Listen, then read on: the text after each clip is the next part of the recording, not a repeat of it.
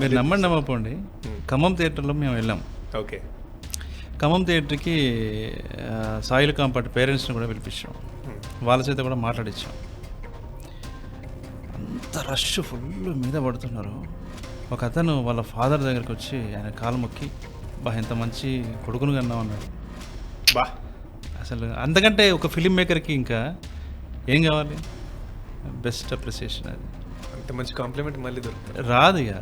అంటే ప్రేక్షకులు థియేటర్లో సినిమా చూస్తున్న ఆడియన్స్ వచ్చి డైరెక్టర్ వాళ్ళ ఫాదర్ కాలు మొక్కి ఇంత మంచి కొడుకును కన్నా అని అప్రిషియేట్ చేశారు. అది నాకు భలే అనిపించింది. నాకు ఒక అతను అయితే పాంప్లెట్లు పంచుతున్నాడు స్వతహాగా ఖమ్మం జిల్లాలో, ఇల్లు తిరుగుతూ ఊరు తిరుగుతూ సెకండ్ డే నుంచి. మాకు ఎవరు తెలియదు, అసలు తెలియదు మాకెవరు. అబ్బా శ్రీను అని మేము నిన్న మాట్లాడాం, నేను డైరెక్టర్. ఇన్స్టాల్ అరే ఎవడరా వీడు, నేను అనుకున్నా కొన్ని రోజులు సాయిల్ కాంపాటి క్లాస్మేట్ ఏమో అనుకున్నా, వాళ్ళ ఊరేమో అనుకున్నా.